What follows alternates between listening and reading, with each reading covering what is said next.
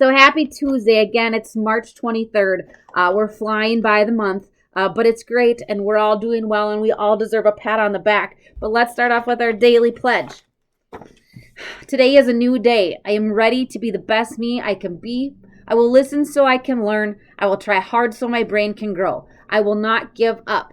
I can learn anything I put my mind to. So again, like every day, it's a new opportunity to be your best self, to work on your tools, to improve your coping skills, to manage your mental health, to work on your goals, and to be the very best that you can be. On a scale of 1 to 10, how are you feeling today? Again, like I said, get out your toolbox, get out your tool bag. We're going to fill it up, but also maybe you can take a look at what tools you can use to help yourself feel better.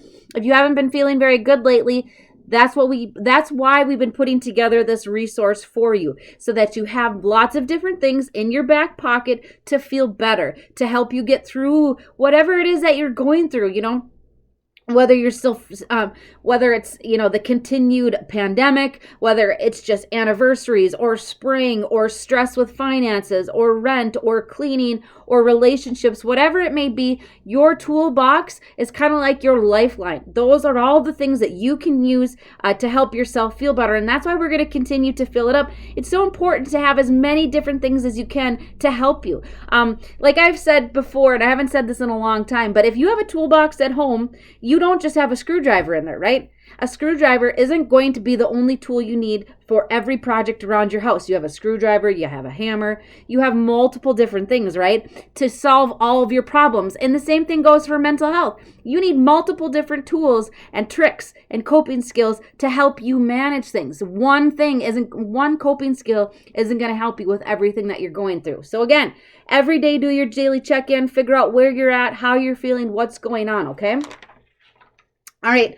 So I wanted to go over anxiety because, again, it's important. We all suffer from this in different times, and anxiety looks like different things to us, and we can experience it in different ways. Like I said, whether it's through anniversaries, the pandemic, financial stress, relationship stress, transportation, whatever it may be, there are just many different forms of anxiety that we go through. So what is anxiety? I know that we know what it is, but I'm just going to give you a brief description first before we get to our tools. Anxiety is a normal reaction. See, many of us, when we get anxious, we panic because we feel like that's bad. It's not necessarily bad. It's how our body responds to things. So it's a normal reaction. It's a normal emotion. It's your body's defense system trying to tell you that it feels you are facing a threat. So your body has to experience anxiety because it can save us in certain situations. It makes us think things, makes us more alert maybe, and so on. So the defense system acts as a bit like a smoke alarm, okay? So anxiety is kind of like your smoke alarm. Sometimes it alerts you to real danger, like when the smoke alarm detects fire, okay? That is real. So it's kind of like, again, this is just giving you something to think about. When you get anxious, it's like your body's defense system, your smoke alarm saying, whoa, something's not right here. But sometimes it's also a false alarm, okay? Like when you burn the toast, our anxiety can also go off about perceived threats that aren't actually dangerous. It's just your body trying to keep you safe. So sometimes we get anxious when there's real danger around, but sometimes we get anxious. We're not really for sure why. It's kind of a false alarm, but what do we do with that? Okay, it's kind of like that fight or flight. Either A, it's preparing us for something coming, or B, it's kind of making us run and we don't know why we're doing that. And so we need to figure out ways that we can manage our anxiety so we don't avoid. So this is kind of like the cycle of anxiety, okay? It really does. It keeps going around in a pattern, and we need to break this pattern, okay? We need to figure out ways to manage it, to heal it, to change our thinking. Again, this is not going to happen overnight. This is a constant battle for many folks because as soon as you think you've managed one thought, another thought might pop in. So up at the top, it says anxiety. And then it goes to the next one, which is increased scanning of danger. Sometimes when we start to get anxious or we think of anxiety, we start to excessively try and find things around us that might cause us even more anxiety. And that's unnecessary. That's feeding into our anxiety.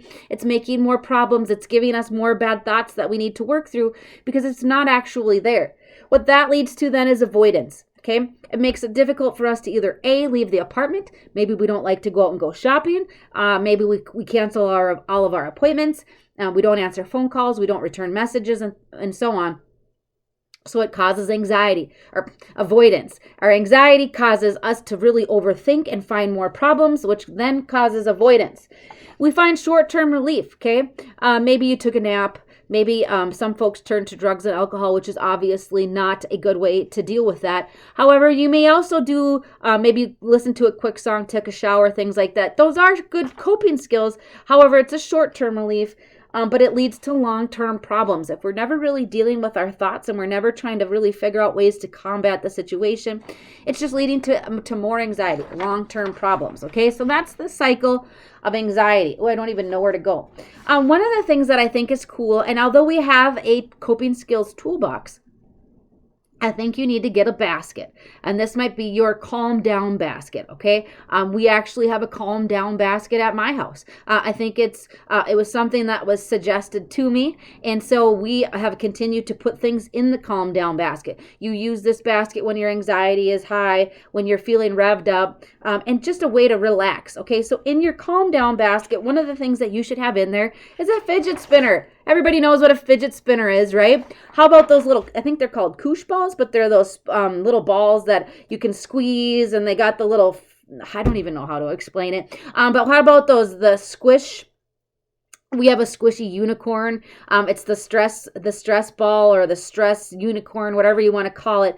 We also have a bottle. I think I've showed this to you before, but it's a pop bottle full of water and oil and glitter and whatever. It separates and you can shake it and you can do things with it. But you should start an anxiety basket. You can also put essential oils in there. Maybe in there you put a contact list of emergency people or people in your life that you can call to check in with. Okay, so this is going in your calming basket. Maybe you put a special water bottle in there. Maybe you put a list in there, a little piece of paper, write down what music helps you relax in that moment. Sometimes when we get anxious or we're feeling overwhelmed or we're not doing okay, we forget things. So in this basket, let's put little reminders in there of ways that we're going to feel better. So again, that's just a little sheet of music. What songs make you feel good? And maybe then you put an empty notepad in there so you can write. So this kind of goes in our calm down basket, our anxiety basket. Fidget spinners, stress balls, the pop bottle full of the oil and glitter helps us relax.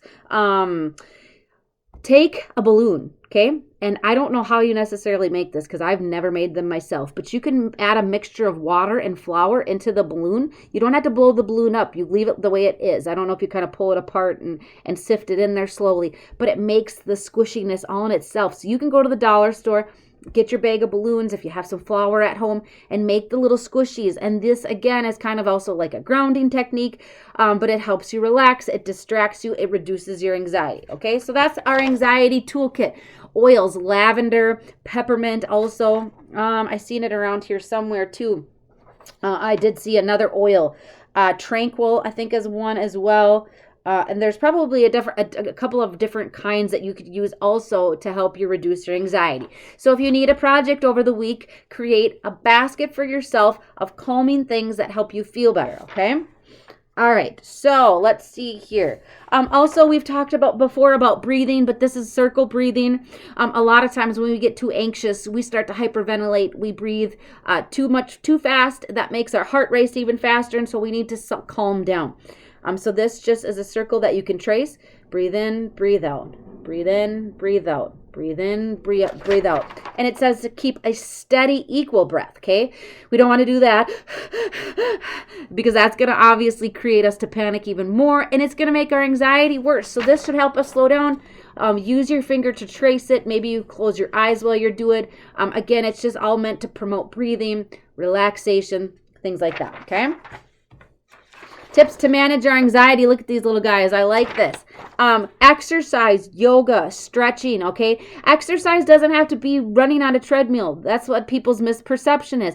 Go for a nice walk. While you're walking, use your guided imagery, okay? Look at all of the things around you. Notice the birds. Notice the smells. Use your grounding techniques. We'll get to that. Journal. Set aside to journal. This could be your worry time. Write things down that are on your mind and then let it go, okay? Tune into your senses, so your music, your smells, your tastes. Practice gratitude, the things that you're grateful for. Meditation, okay? Take a time out. Get a cup of coffee or a cup of tea. Create a plan and problem solve. And maybe you need to bring somebody into your life, okay? Maybe you need to find a support person that you can say, hey, here's what I'm thinking. Here's what's causing me anxiety. I need to make a plan. I don't know what to do. This is where writing things down and seeing it can be one of your best friends. And this is the thing that I have to do. I have to write it down. I have to see it. I have to work through it like that, or it doesn't process in my brain and it causes me to feel more anxious, okay? For instance, if you're having financial stress, do you have a budget? You have to write things down, problem solve, work through it. And if you need a support system for that, obviously reaching out to maybe your arms worker, your case manager, or a friend or a family member is helpful. Get creative, draw, dance, listen to music, and identify helpful thinking. Positive affirmations. We can't do anything that's going to feed our anxiety. So if we're going to use the smoke alarm concept, think about ways, what feeds fire? I think that fuel adds fire, right? If you add fuel to a fire, it's going to make it bigger. It's going to make it more of a problem. That's the same concept as negative self-talk. If you're going to talk negative to yourself and you're going to create more worry and you're going to increase your anxiety, that's not going to help the situation. You have to assure yourself, I am okay. I can get through this. Remember to breathe. Remember to write things down. Problem solve. Call a friend. Things like that. Okay? Here's distraction grounding, okay? When you are anxious, sometimes our anxiety can go from here to here and we can start to panic. It starts to evolve. So we need to do things quickly that are going to distract us and calm us down. So this is distraction grounding.